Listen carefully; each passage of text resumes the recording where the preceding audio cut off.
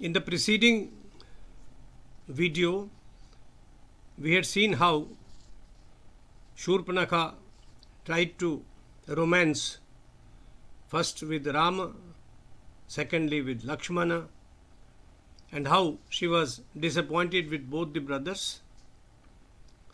Later, Lakshmana sliced her nose and ears. He wanted her to run away. She was offended. She was not a nobody. She was the sister of Ravana, the king of Lanka. She went and complained to the local generals who attacked Rama but were destroyed. This video takes you further according to the story as narrated by Valmik Ramayana. The territory styled Janasthana, it's somewhere near Nasik, present-day Nasik, where Khara had ruled, was under the suzerainty of Ravana, the king of Lanka. As he received the news of Khara's death at Rama's hands, Ravan flared up. How dare you kill my commander? With anger seething in his eyes, he told the messenger of who is the court's death by devastating my territory and killing my general Khara. Even Indra, Kuber, Yam and Vishnu cannot breathe in peace if they offend me. I am the death of Kal itself. The messenger Anukampana was speechless and feared lest he be killed for bringing such sad tidings. A little while later, assured of his life, he regained his confidence and narrated how Rama had single-handedly killed Khara, Dushana and their forces. I have included some Pahadi paintings to illustrate these fights against the Rakshasas by Rama. Rama came to the forest unaccompanied by any Devata or Muni. He is glorious of mien and is the bravest archer in the world. He is well versed in the knowledge of weapons used to wage a war. Upon Ravana's expressing a determination to take on Rama in battle and kill him, Anukampana, the messenger, dissuaded him, saying, Rajan, please know of the prowess of Rama before you step further. Rama can reverse the flow of rivers. He can upset the arrangement of stars and planets in the heavens. Like a sinner's inability to enter Swargalok, you, along with all your forces or kin, cannot defeat Ram in battle. However, I have a suggestion that, if implemented, can kill Ram easily. His wife Sita is the prettiest woman in the world. She is at the peak of her youth, with shapely limbs and sweet countenance. She is a rare gem among women. If you can devise a strategy to abduct Sita, Rama will not survive the separation. Ravana considered the idea and realized that this would be a befitting reply to the insult meted out to his sister and the Rakshasas that had been killed. Riding his golden chariot, drawn by donkeys, he arrived at the Maricha ashram. There is a painting included in this video where Ravan is talking to Maricha. He was welcomed fittingly. On being asked the purpose of his sudden visit, the king of the Rakshasas replied, Rama has killed my commanders Khara and Dushana, who guarded the frontiers of my kingdom. To avenge their deaths, I intend kidnapping his wife Sita. I need your assistance. Maricha responded, O crown of the Rakshasas, which enemy of yours has advised you to do so? Does he want to pluck the crown of the Daityas? Tendering you this vicious advice, he has indeed carved a path leading to the end of the Daityas. Rajan, Ram is like an elephant in must, whose smell frightens minor elephants. He is a lion in the body of a human being.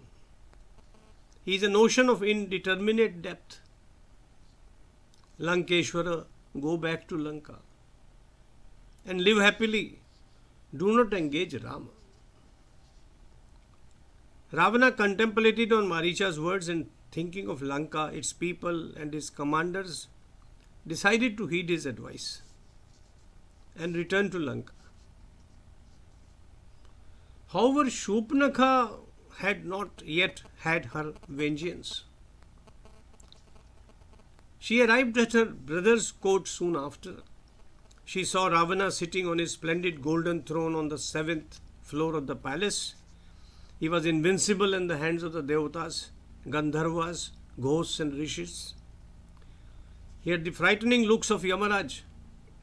With 10 heads and 20 arms, his canopy and the ornaments on his body made him look resplendent. He had sturdy arms, white teeth, and the girth of a mountain. Ravana had the strength to pluck out entire mountains. He was known to have destroyed several devatas under his elephant's feet. His deeds were against dharma, and he was known as the ravisher of honor of women belonging to others. He had defeated Kuber on the Mount Kailash and taken control over the former's Pushpak Viman that could fly in any direction at will. He had destroyed the divine Chaitrarth forest of Kuber, Nandanvan of Indra, and the Nalini stream full of blue lotus blooms. Ravana had desecrated hundreds of yagyas and killed many rishis. A long time ago, Ravana had propitiated Brahma with meditation and offering his heads in sacrifice. Since Brahma refused to grant him immortality, he was granted a boon that he would be invincible to devatas, daityas, apsaras, animals and spirits. He did not include humans in the boon, owing to his pride and arrogance. That is, Ravana declined the inclusion of human beings. He said, I can fight them out. No human being can defeat me.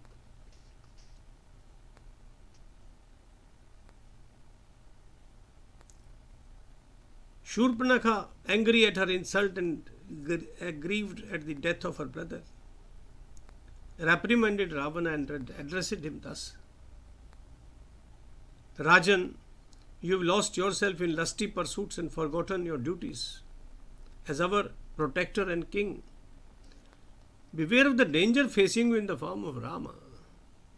Your secret service, if any, has not informed you of the Panchavati battle, where our dear and brave Khara and Dushana were put to death by the merciless Rama. Do not act like an ignorant child, but take measures to save your kingdom. If you do not awaken even now, you would soon be destroyed.